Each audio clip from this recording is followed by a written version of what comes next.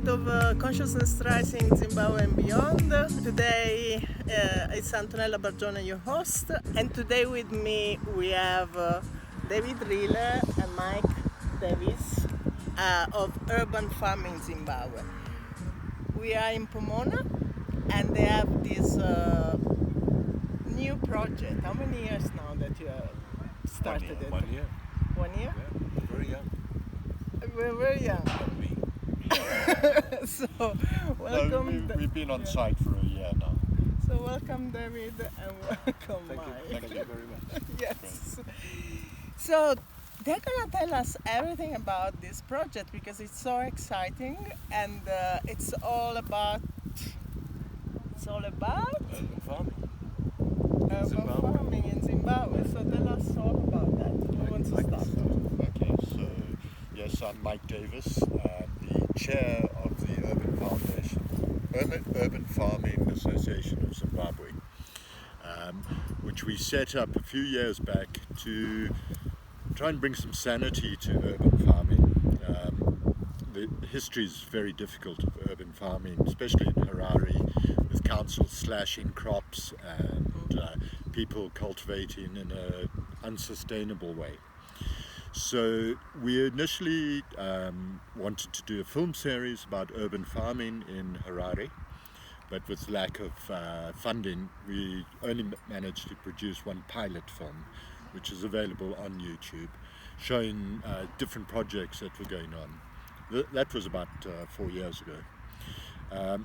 We then decided to try and get some land where we could create an integrated urban farm. Mm-hmm. So we're now on the Pomona Community Farm, which is about 5 hectares, and the idea is to bring community growers and actors together on the site to create a demonstration farm for urban gardeners, urban farmers.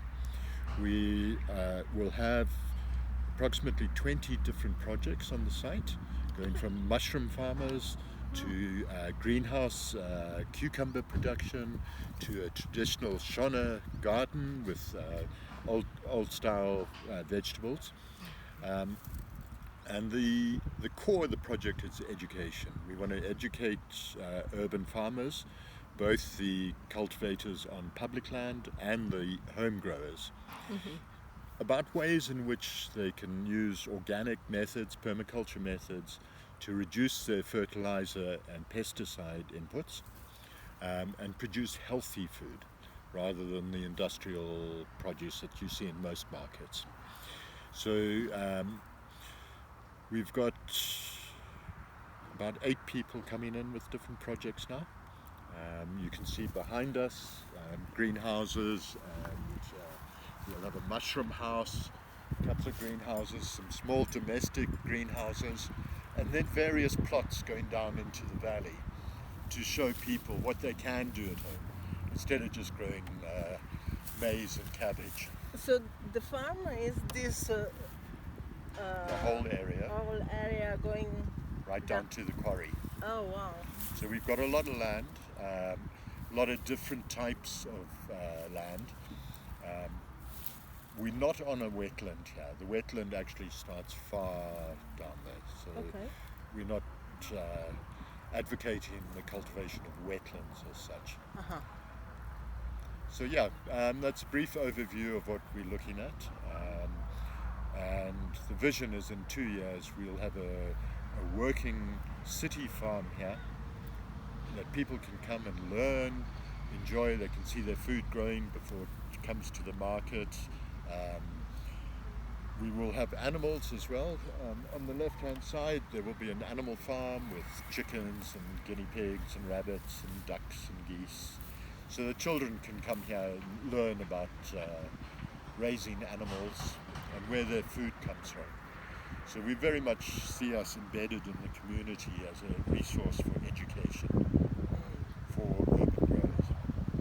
I believe that to come back to really make our hands dirty, it helps us grounding, it helps us to live on this planet in a completely different way.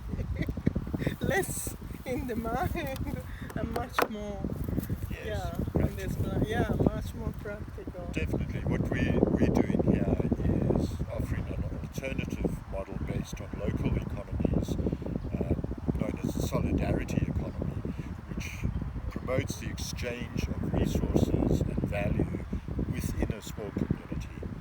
So most of our food comes from small-scale home producers. We want to avoid transported food that comes from South Africa or elsewhere in the region. We believe people should grow and eat locally as much as they can.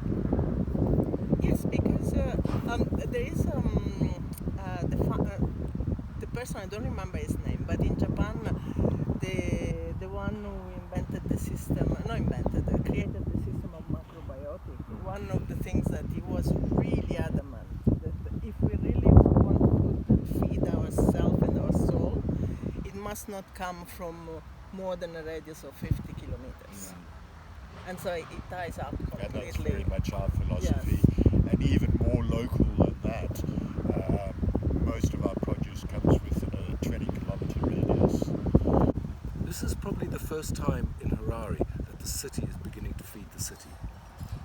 These people just need a little bit more encouragement, which is what we need to do, to grow more food for the cities. But that's very exciting. Yeah.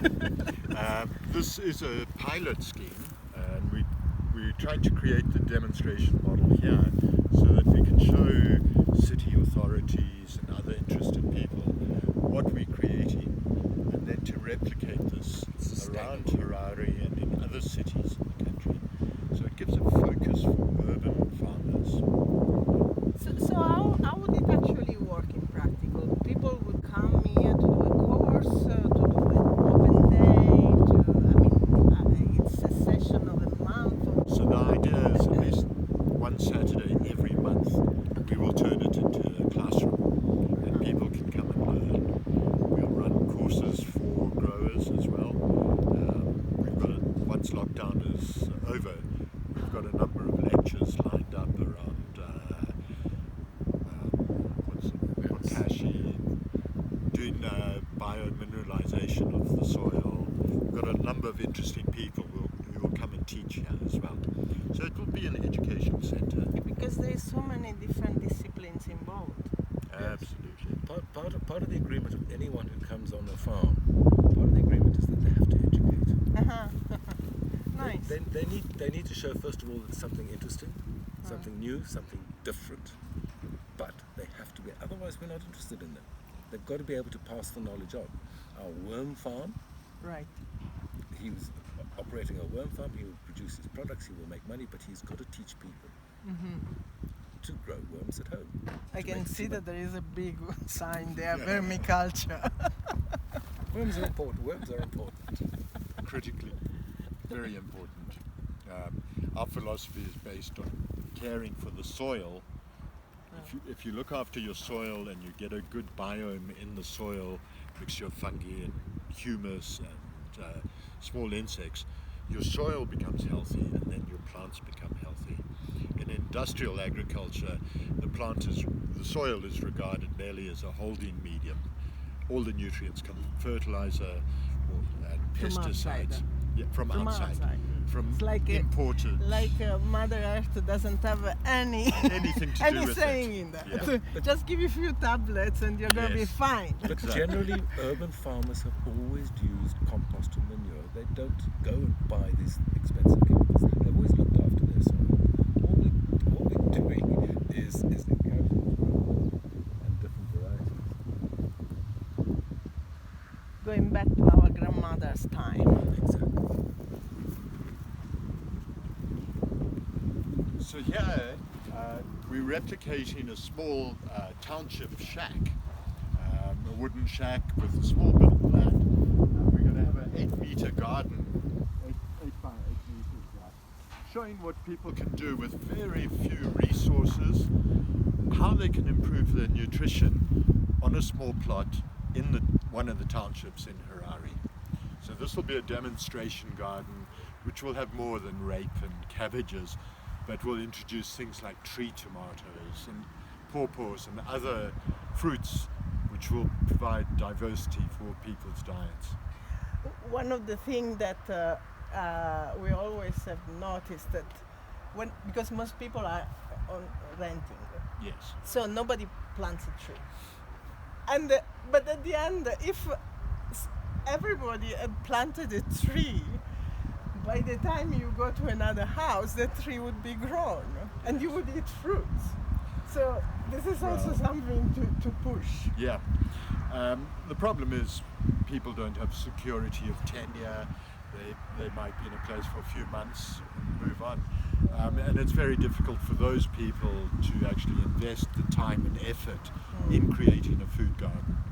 This would be more aimed at people who have security of tenure, are going to be on that site for more than a couple of years, rather than the transitionary tenants. And that is also a beautiful way because you start to plan. Yeah. And It's not every day, I mean, It's not today just for rape tomorrow and rape and cover and whatever, Exactly. but you can plan And for a we would season. like to see community projects developing where people are planting fruit trees on public land. So along the roads and such, planting mulberries, avocados, mangoes and other fruit for the general well-being of the community. So that's a longer term project, so public space. This will just provide one example of what you could do within 8 meters with knowledge and the inputs. Yeah. So it would be what, 8 by 8? 8 by 8, it's coming 64 now. square meters. 64 square meters, including an area for him to relax. And his veranda or whatever. Yeah. So we're thinking maybe a mango tree in the middle, with Oh. pawpaws around the edge and such. Give us 6 months, we'll have something to show you. So we can have a bit of kombucha in town, but nice. Exactly. An urban kombucha. Urban kombucha. Yeah. Let's have an urban Yeah, 'cause kombucha. We like that. People in Zimbabwe are more and more becoming urbanized. The problems of our economy and the rest mean that people are in the cities far more than they would be normally. In September, a lot of people go home for planting season. That's not happening as much as it used to. I mean, I know at home, since lockdown, my husband came and decided we're gonna plant. We're gonna plant. And this there gardening like Yeah, just because we need to be more self-sufficient. exactly. We need to start to be and think self-sufficient Yes. as well, because it's not gonna come from outside. Yeah. Self-sufficiency within a local economy, a community economy. No man is an island. No one can be self-sufficient. But it's about strengthening communities so that they are in control of their nutrition, at least, and have access to a range of vegetables. But also I know of many places where probably the farmers market is gonna be one of them, and now David is gonna talk about that, where people can bring, okay, I've got excess potatoes, I need some avocado, and so there is Exactly. also swap of You can have an sort. exchange economy Yes. that's outside the money system Yes. for that sort of thing. Yeah. We're in the northern suburbs here, so we have a slightly richer catchment for us, but we are getting people from all classes of life here. Mhm.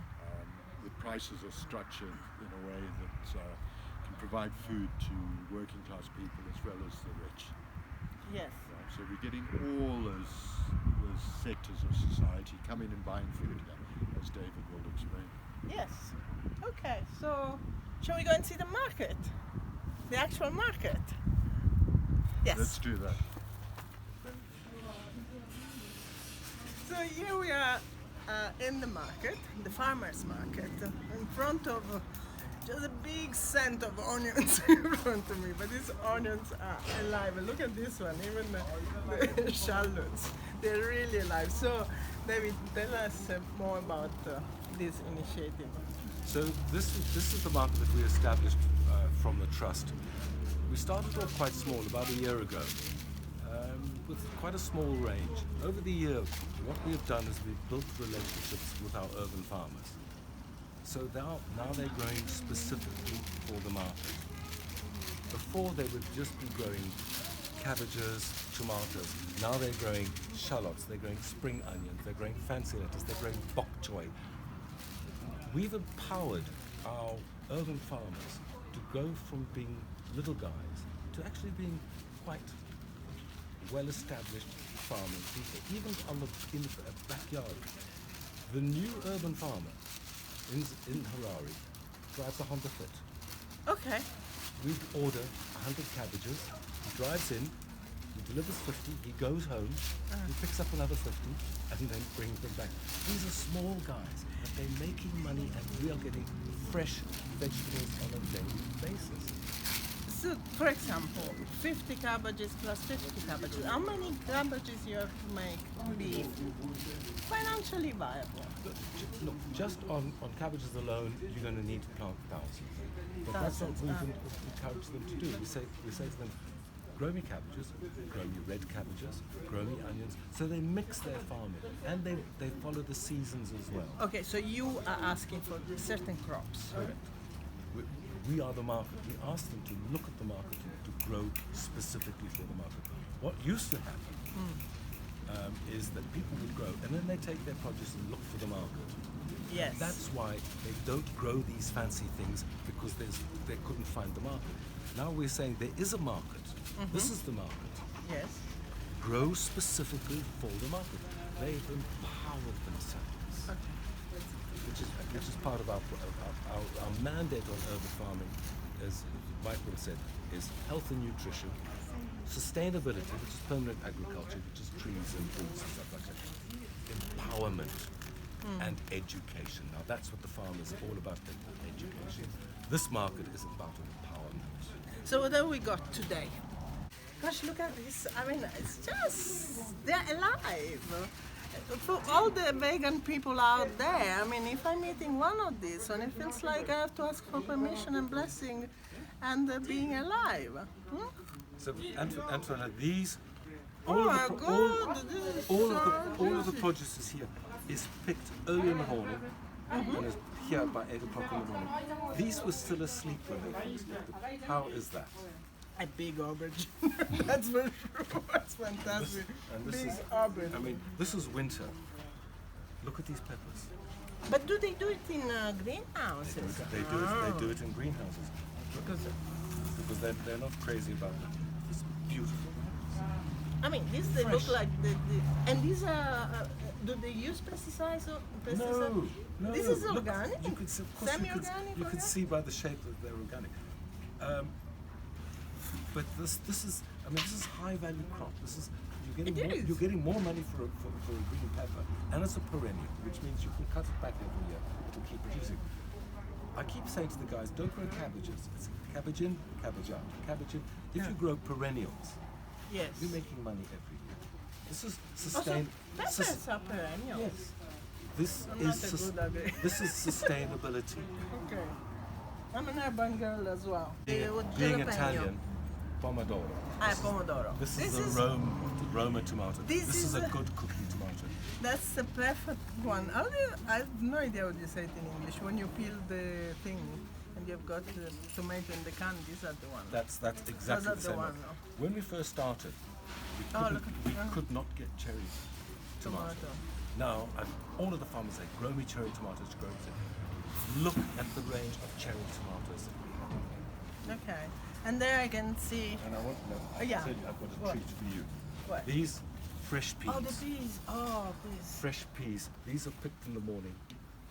People don't understand that peas have got to be sweet. That's why they're called sweet peas. Exactly. They're picked at 6 in the morning. The two ladies sit in the car park and they shell the peas, and we sell 10, 15 kgs a day of these peas. Because they're so fresh. People don't believe. They've never tasted sweet peas before because they're fresh. Okay. We have fresh parsley, coriander, oregano. Oh, that's really good. This is a baby leaf spinach. Excellent for salads. This is just the baby leaves of the spinach. All the plants, even radishes, the baby leaves are very sweet. You can use them in salads. I mean, look look at this lemon, look at this pawpaw from the Onde Valley. You can see that there is no pesticides, there is no nothing. It's like remind me of Baloo of the Jungle Book. And so, guys, thank you very much. Thank you, David. Thank you, Mike. Thank you for coming. And we're gonna put. You are on Facebook. Yes. Do you have a website as well? We're working on a website.